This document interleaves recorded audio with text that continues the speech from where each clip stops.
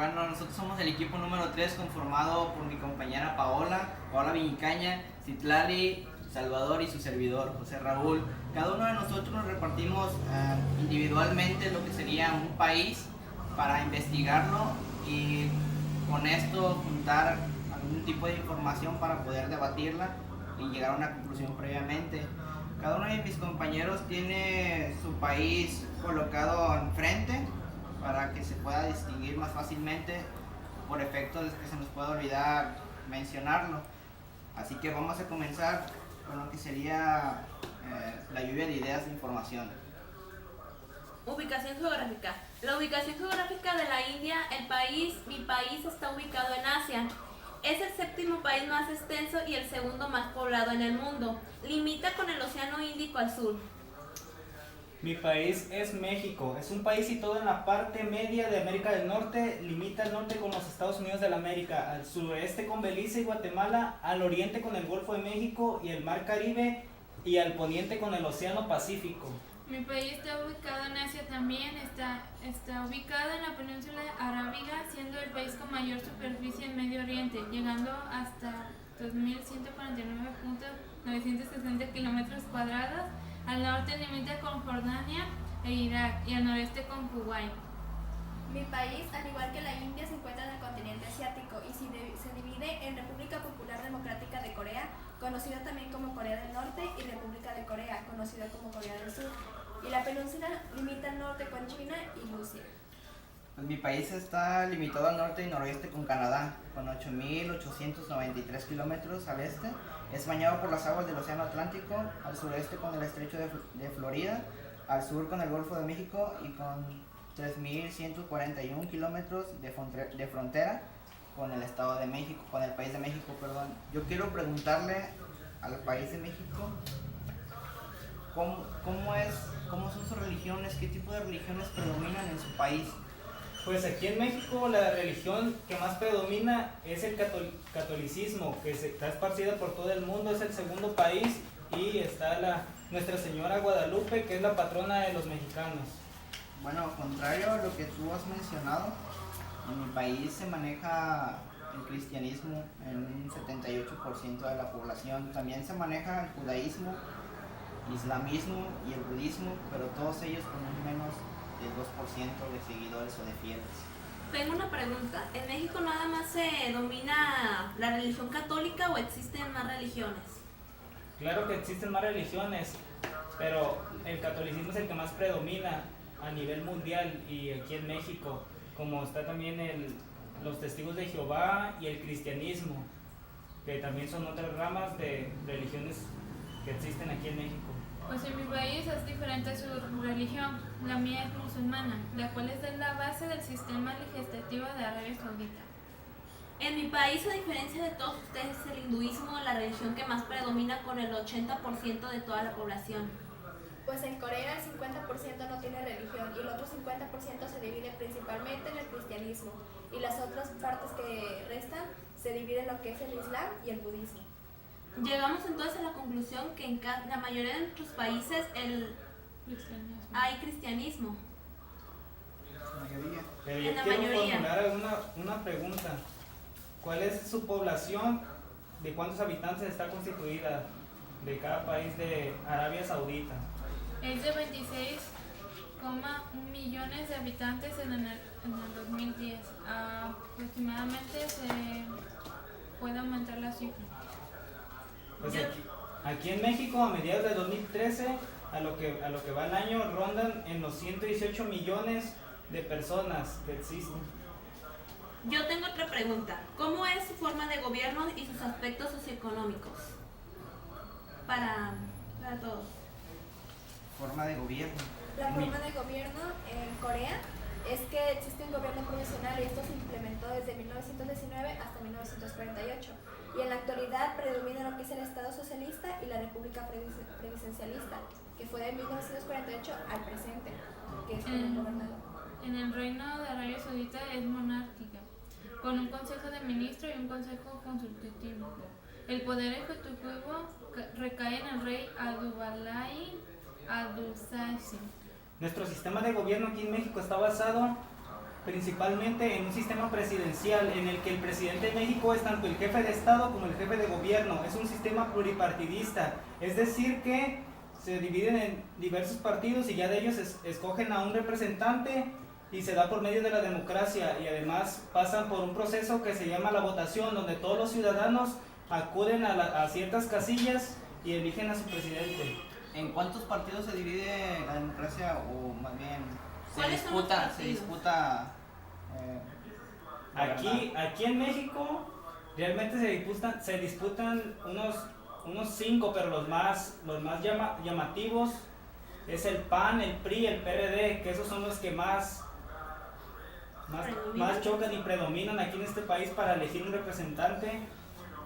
Contrario a lo que tú estás mencionando, en mi país solamente se manejan 2 partidos políticos, ya que el país de Estados Unidos se compone, igual que el tuyo, por un sistema político federal y judicial. Bueno, pues solamente existen 2 partidos políticos y se dividen entre la población para que a través del sistema democrático ellos puedan elegir a su representante en el país, que posteriormente se mudaría a la Casa Blanca, donde todos los presidentes anteriormente han vivido, esto para que se pueda localizar más fácilmente, o para que cualquier asamblea que exista, el presidente no esté expuesto a algún ataque, que sea dentro de su casa. De hecho, aquí también está el poder ejecutivo, legislativo y judicial, que es un acuerdo establecido por nuestra Constitución Política de los Estados Unidos Mexicanos, que ya fue publicada anteriormente en 1917. Ahora yo quiero preguntarles de manera general, o Arabia Saudita, que me diga cuál es su sistema de gobierno.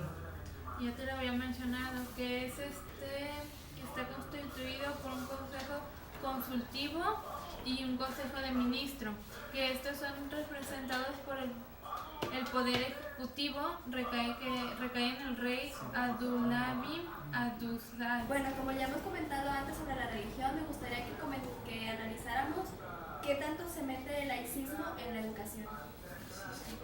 Aquí en mi país en la educación se respeta la religión. Como ya vimos, como ya les platiqué, la India es un país muy multicultural, hay muchas culturas, hay muchas religiones, pero pues en la educación se respeta la religión y la cultura de cada grupo.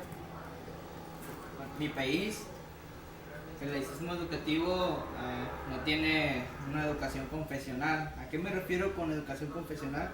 Que no tenemos una religión, se puede decir, específica u oficial para que esta pueda ser impartida en las escuelas privadas. Y en las públicas tampoco dejamos que la religión interfiera, esto para que no se mezclen los estudiantes con un conocimiento y después les demos otro. Mi país es algo muy similar al tuyo, ya que busca salvaguardar la autonomía del sector educativo de las actividades religiosas. Es decir, que en las escuelas oficiales no se enseña ninguna religión, con el objeto de que ni el maestro pretenda imponer su propia religión a los niños que profesen otra distinta, ni se ve obligado a enseñar otra que no sea la suya. En mi país no existe laicismo, ya que el propósito de la educación en Islam es que estudiantes la conozcan de manera correcta y amplia, sembrar y extender el credo islámico, proporcionar a los estudiantes los valores, enseñanzas e ideas del sistema islámico. Bueno, pues en Corea existe lo que es la confesionalidad, porque ahí tampoco se plantean o se quedan escuelas que vengan siendo de una sola religión, y en las escuelas públicas se pretende que tampoco se abarque ni se planteen.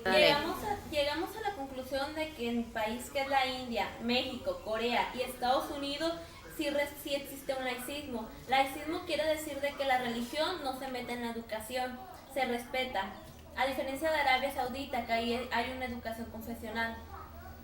Importante separar que el laicismo es muy aparte de una educación confesional, como ya lo mencionaron, ya que no existe alguna religión que sea la oficial que se incluye con el país.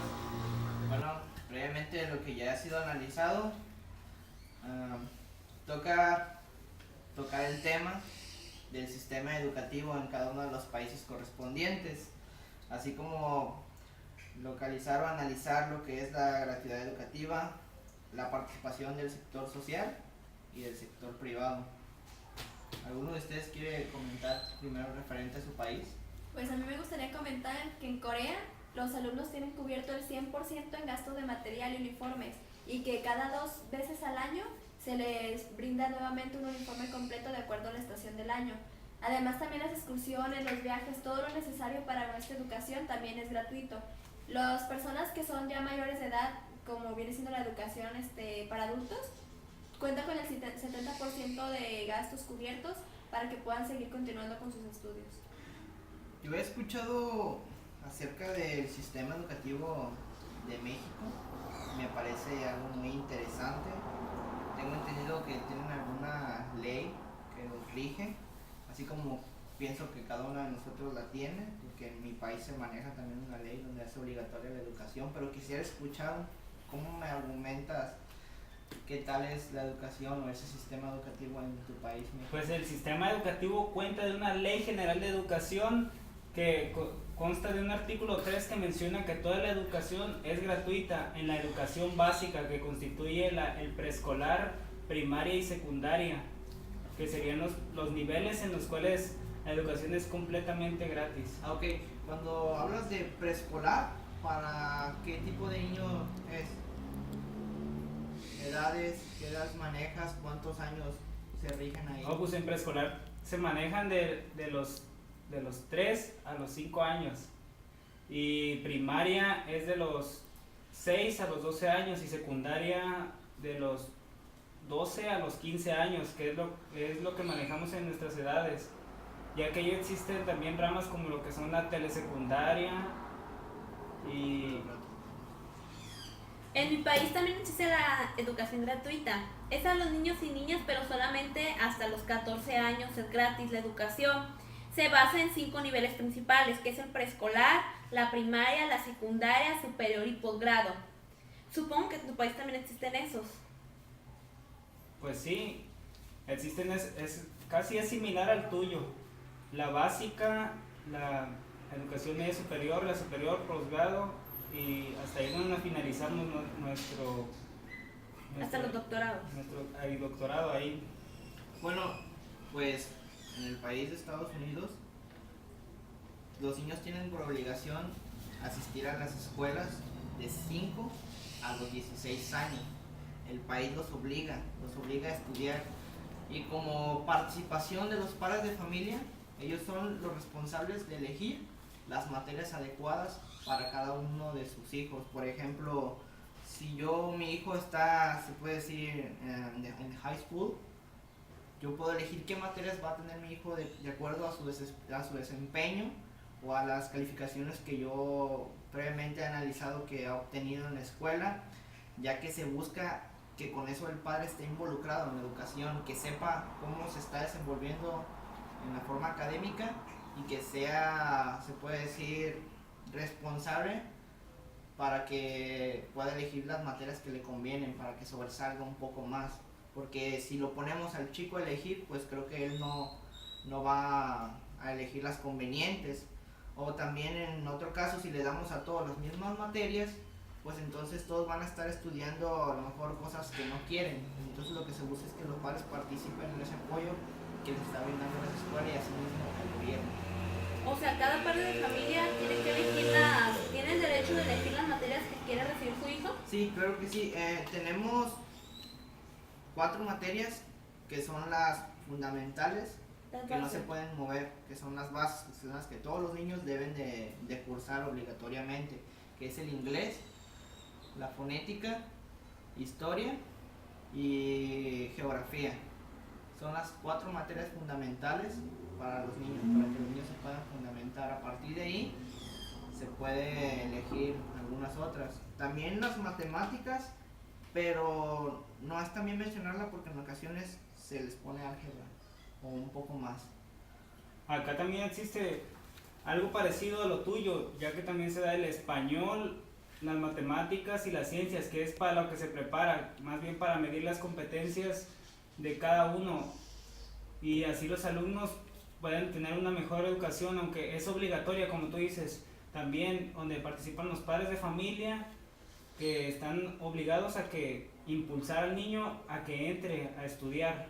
En mi país los niños que sobresalen académicamente son llevados a una clase especial, se puede llamar, donde hay otros niños de sus mismos rasgos o condiciones mentales. Esto para que entre ellos tengan un buen desempeño, se desarrollen entre un buen ambiente y aspiren a más.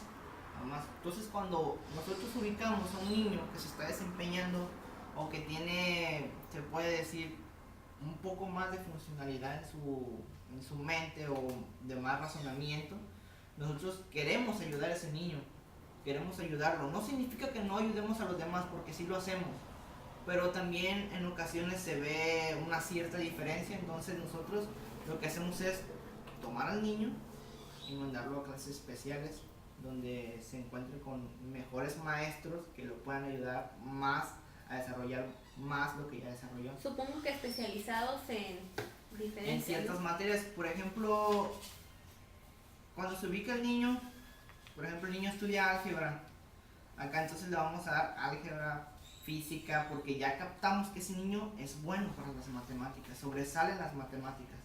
Igual para los que son en gramática, así como en historia.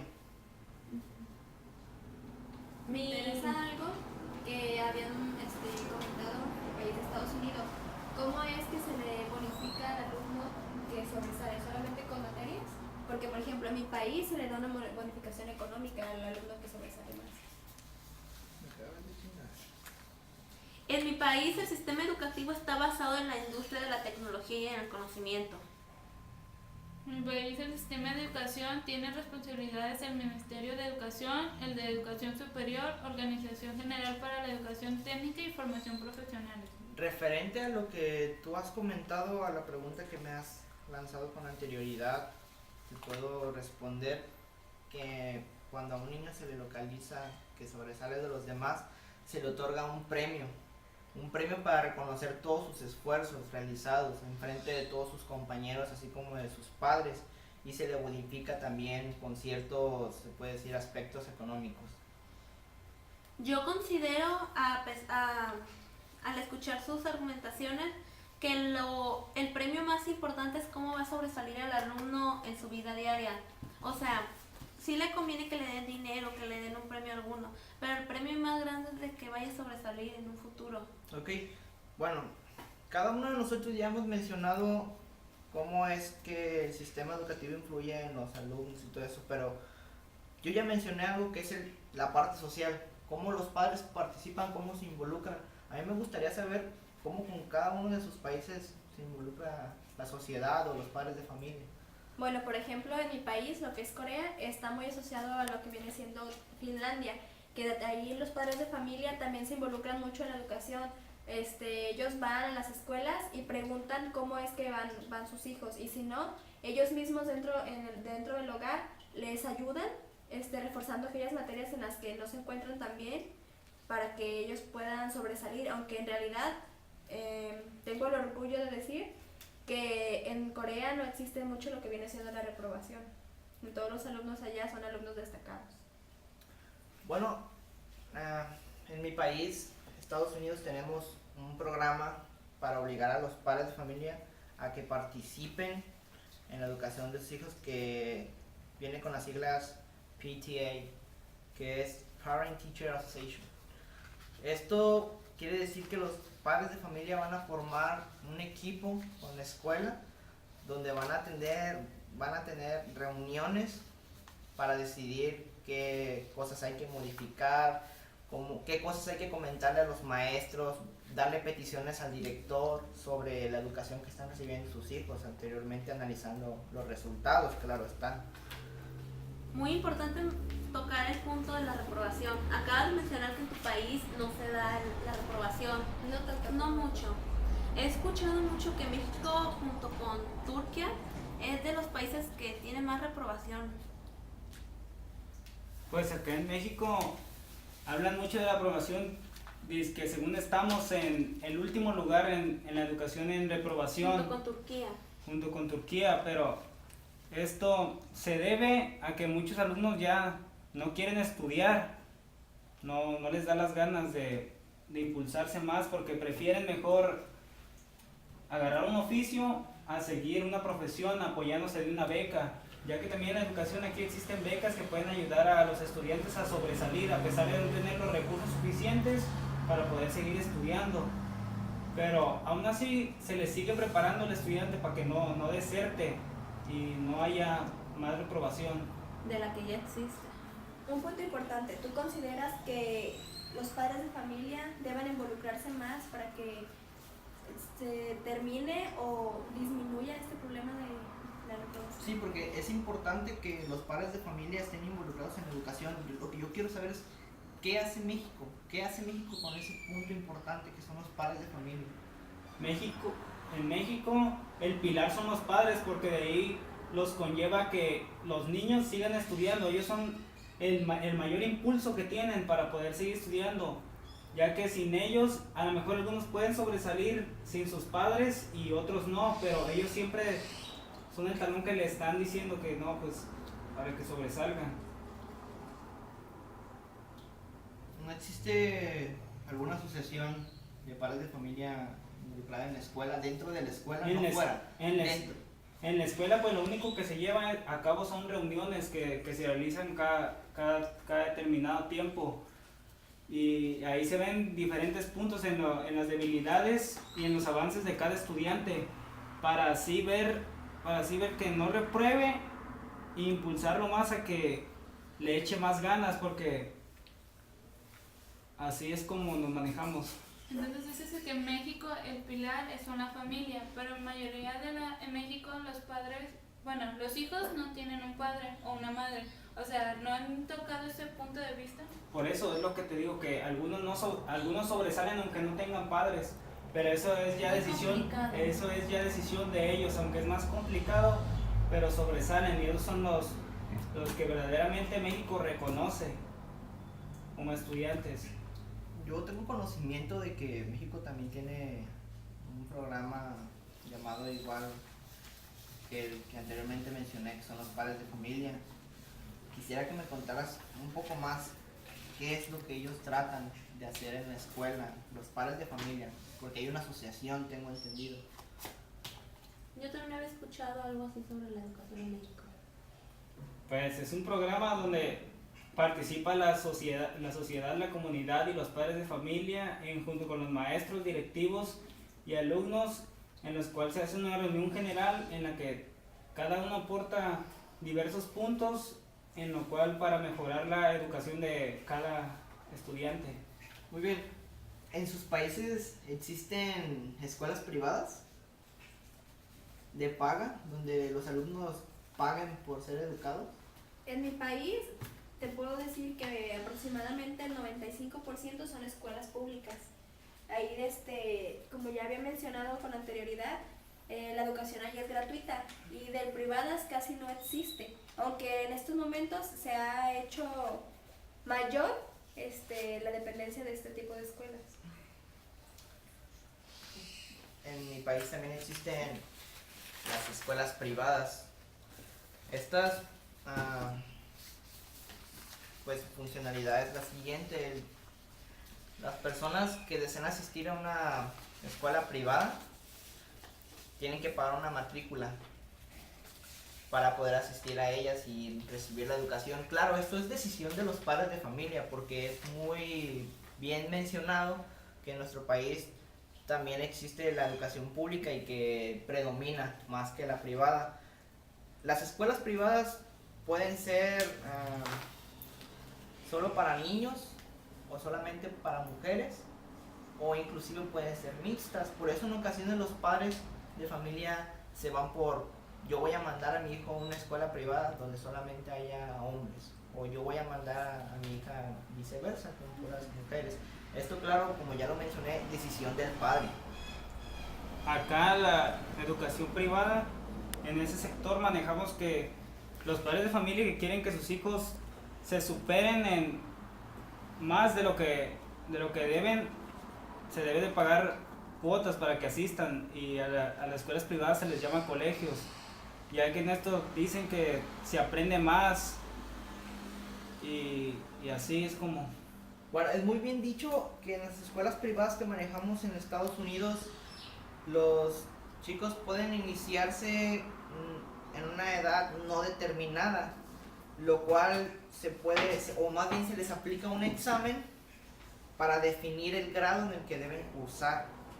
También tenemos programas donde los chicos que sobresalen tengan una ayuda económica para que no se les haga tan pesado, porque no sé por qué se tiende a decir que en las escuelas privadas pues en ocasiones dicen más prestigio o no lo sé cómo manejen las personas, pero hay unos que quieren estar en privadas y lo demuestran mediante calificaciones, que al final es lo más importante, creo.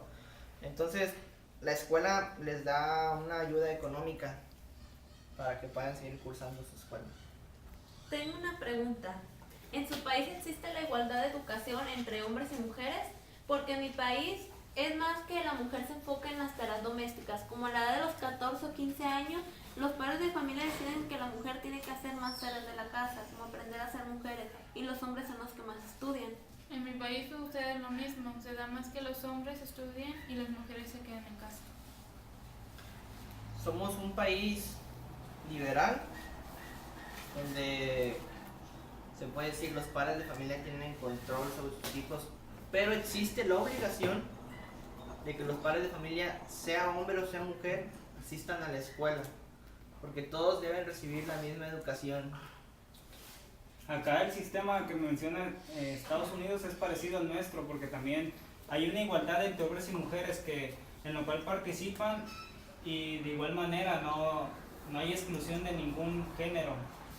En mi país también se obliga al padre de familia a enviar a sus hijos a la escuela, aunque ya ellos no lo ven tanto como una obligación, sino como un gusto. Los niños asisten a la escuela por gusto, porque les entretiene, les apasiona estudiar. Es por eso que en los exámenes Corea ha superado a Finlandia en cuanto a porcentajes, porque es el país que más sobresale en la educación. Entonces Corea está casi igual que Finlandia. Yo había escuchado que Finlandia era el mejor, tenía el mejor sistema educativo del mundo. Pues Corea ha superado a Finlandia. Ahora se encuentra en el primer lugar de resultados de exámenes, dice. ¿Algo más que quieran comentar sobre su país? A mí me interesa sobre los planes y programas de estudio. ¿Cómo van a cabo? Considero que es una pregunta muy importante. Bueno, pues en mi país el plan de la educación se ha realizado en el año de 1954, y este propone que la primaria sea obligatoria y se curse en 6 años, al igual que lo que viene siendo la secundaria, que creo que como en la mayoría de los países se cursa en tres grados. En mi país, el director general de instrucción pública de cada estado es la autoridad suprema en lo que se refiere a los programas escolares, para cuya vigencia se requiere. Sin embargo, la aprobación del secretario de Educación del Ministerio de Educación de cada estado. En el mío, el plan y programas de estudio se basa en la SEP, que es una insignia que es la Secretaría de Educación Pública en el marco de la reforma integral de la educación básica, que abarca preescolar, primaria y secundaria. Ponen las manos a las maestras y maestros en educación básica. Bueno, pues en mi país tratamos temas que son de uniformidad y la diversidad.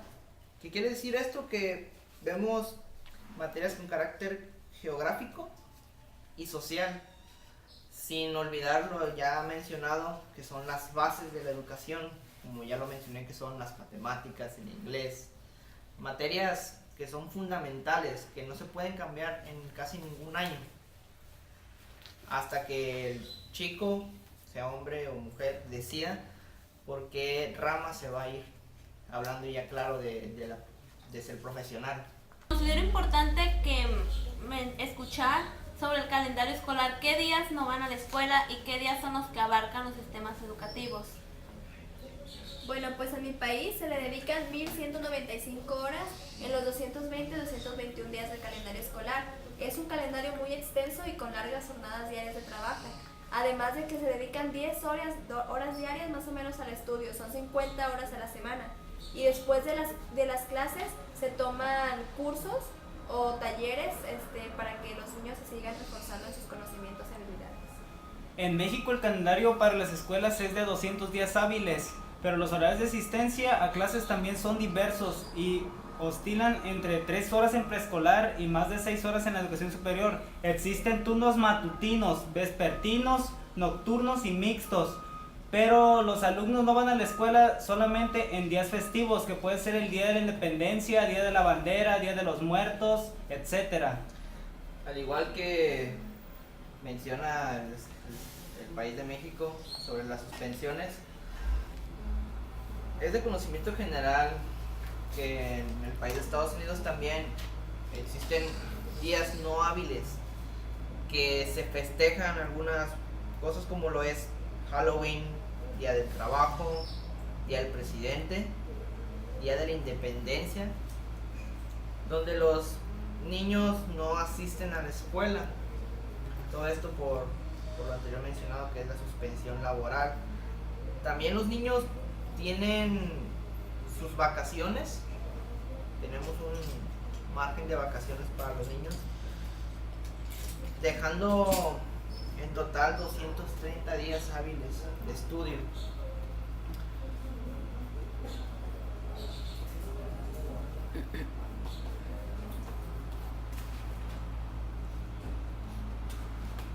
Pues ya escuchando sus argumentaciones de cada país, me parece muy interesante lo que han aportado. Vemos que hay mucha diferencia, a veces en unas cosas hay similitudes. ¿O ustedes qué opinan? Puede ser mi país y hay diferentes disciplinas. Sí, yo considero que también hay bastantes diferencias, ya que no todos son iguales y pues algunos no tienen lo que otros países sí llegan a tener. Yo considero, y es pertinente mencionar, que cada uno de nosotros tiene tal vez diferentes ideologías sobre cómo manejar el sistema educativo, pero me acerco o hago un poco más de referencia a lo que viene siendo el país de México, ya que él tiene en sí la misma ideología con la que nosotros estamos manejando lo que es el sistema educativo, hablando de lo que es la gratuidad, participación del sector social, calendario escolar, laicismo. Creo que en esos aspectos nos unimos en cierta manera y quedamos a un margen en el que estamos se puede decir, al mismo nivel, pero se puede decir que la única diferencia sería el sector económico. Creo que no lo hemos comentado hasta ahorita. A pesar de que la pobreza en la India es muy extrema, se desarrolla a pasos agigantados. Quizá hay una similitud de sistema educativo entre Estados Unidos y México, porque como son vecinos los países, pero a lo que he escuchado, Estados Unidos es un país muy avanzado, mucho más que México. Sí, claro, esto está muy bien expresado por la manera en la que planteamos el sistema educativo. Hago referencia de que tenemos la misma ideología porque nos basamos en que la educación es obligatoria, en que hay sectores privados, en que hay participación de los padres, pero creo que más que nada es la forma de pensar de la sociedad lo que te va a hacer funcionar. Puedes tener el mismo sistema educativo que tiene Corea, que maneja Arabia, que maneja la India, pero no va a funcionar igual, porque todas las personas, se puede decir que tenemos una forma de pensar diferente o estamos acostumbrados a otras cosas. ¿Qué va a pasar si yo a mi país le quito el sector privado? A algunas personas les gusta el sector privado. ¿Qué va a pasar si yo solamente hago el sector privado y no lo público? Algunas personas se van a molestar por ese aspecto. Entonces creo que es la manera de pensar de las personas lo que hace que funcione el sistema educativo. Nosotros como gobierno lo planteamos, hacemos planes, programas, les damos, se puede decir, derechos a los estudiantes, beneficios, que se involucren cada uno de ellos. Pero creo que al final los que hacen que esto funcione es la participación de cada uno de ellos, así como de nosotros. ¿Me pueden preguntar? No todo estará en el sistema educativo, también interfiere la forma de que los padres de familia se intervienen en la educación, también los mismos alumnos. La educación nunca va a terminar así, ya sea para el país de la India, Arabia Saudita, Estados Unidos y Corea. porque siempre vamos a seguir avanzando, ya sea en la calidad como ser humano, y siempre va a haber cambios en cada país.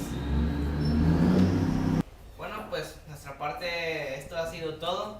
Ya hemos comparado los diferentes sistemas educativos que hemos investigado, los analizamos, podemos darnos cuenta que Corea sobresale en lo que es la educación, pero que cada uno de los países tiene su diferente ideología o su manera de darle educación a los niños.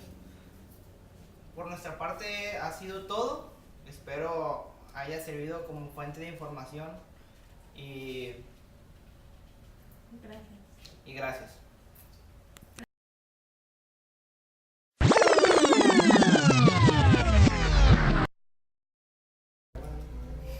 Dale.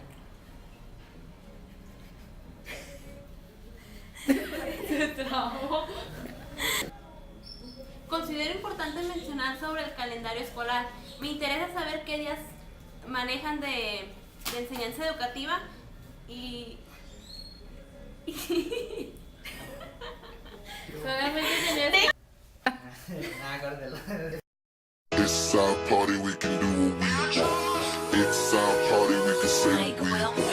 It's our party, we can love what we want. We can kiss who we want, we can screw what we want. It's our party, we can do what we want. It's our party, we can say what we want. It's our party, we can love what we want. We can kiss who we want, we can screw what we want.